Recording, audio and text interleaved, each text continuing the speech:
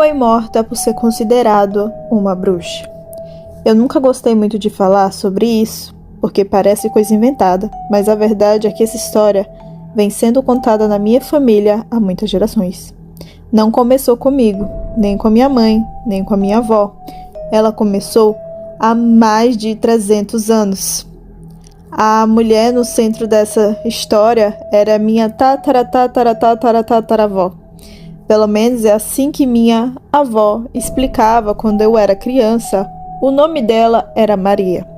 Pelo que conseguimos descobrir um registro antigo da igreja e documentos da região, ela viveu no século 60, numa pequena comunidade rural que existia onde hoje é uma região de interior.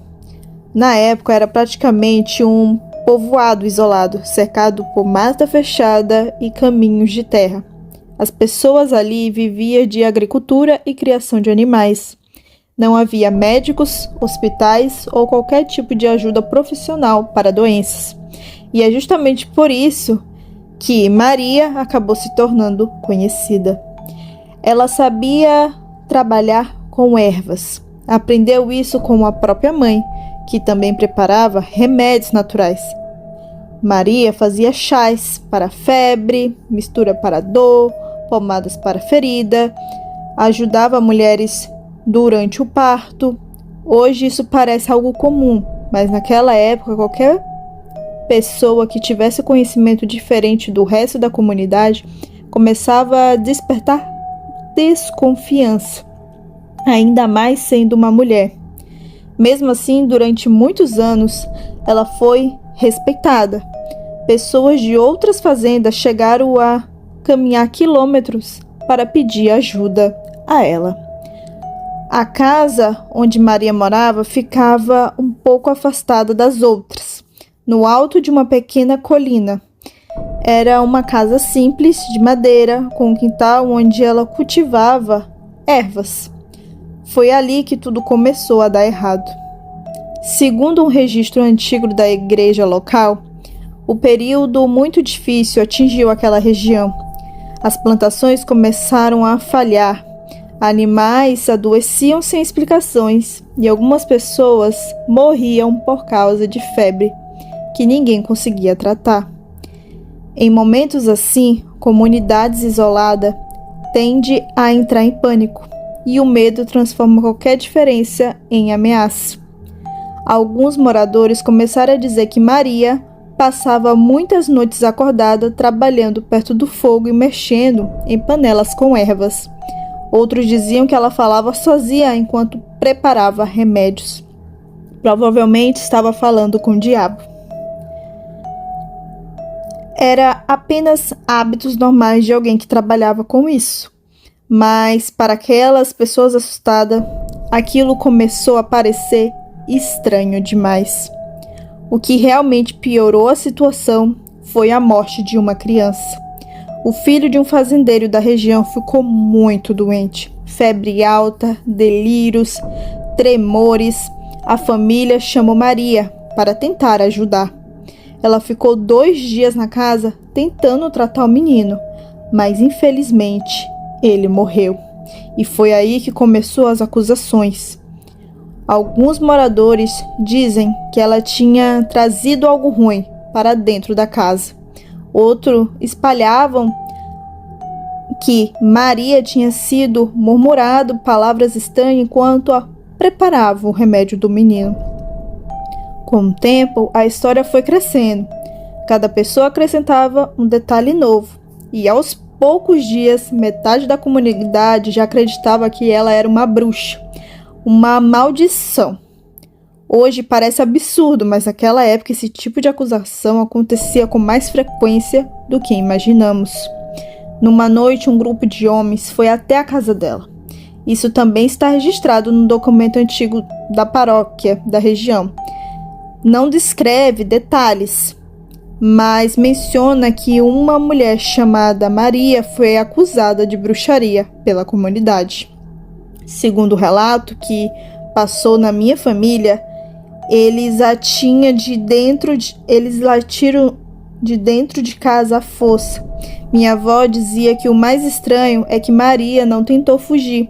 Ela só repetia que aquilo era um erro. Mesmo assim, levaram ela para o centro do povoado. Naquela época não havia julgamento formal ali. Era apenas uma decisão tomada pela própria comunidade. Eles decidiram queimar Maria. Eu sei que isso parece algo muito distante da realidade de hoje, mas exceções desse tipo aconteciam em vários lugares naquela época, inclusive em comunidades pequenas, onde ali a maioria do pessoal que achava uma coisa, então era decretado como lei. O detalhe que sempre foi repetido na história da família é que pouco antes de acender a fogueira, Maria dizia algo que ficou marcado.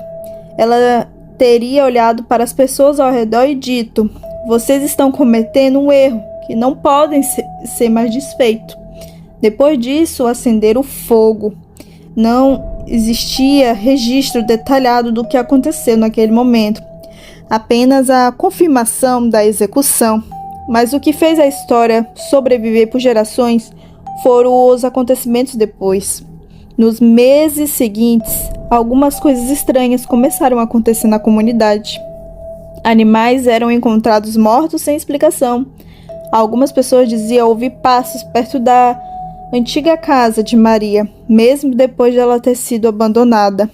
Mas isso pode ter sido apenas medo coletivo. Quando uma comunidade passa por algo violento, é comum que as pessoas comecem a interpretar qualquer coisa como um sinal de algo sobrenatural. O problema é que algumas mortes começaram a acontecer com bastante frequência, e várias delas envolviam pessoas que tinham participado diretamente da execução. Um homem foi encontrado morto dentro de casa sem sinais claros de doença. Outros desapareceram na mata e nunca foram encontrados. Isso fez crescer ainda mais a sensação de que algo estava errado. A comunidade acabou se esvaziando ao longo dos anos. Alguns familiares se mudaram e o povoado acabou desaparecendo com o tempo. Mas a história não ficou apenas naquele lugar. Ela continua dentro da minha família.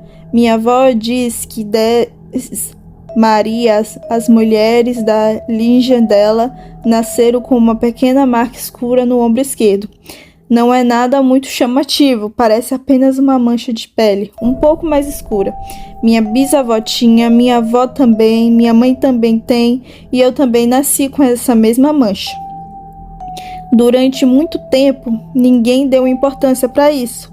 Marcas de nascença são comuns, mas há alguns anos eu decidi descobrir mais sobre a história de Maria. Queria saber se aquilo tinha algo fundo de real ou se era apenas uma lenda de família.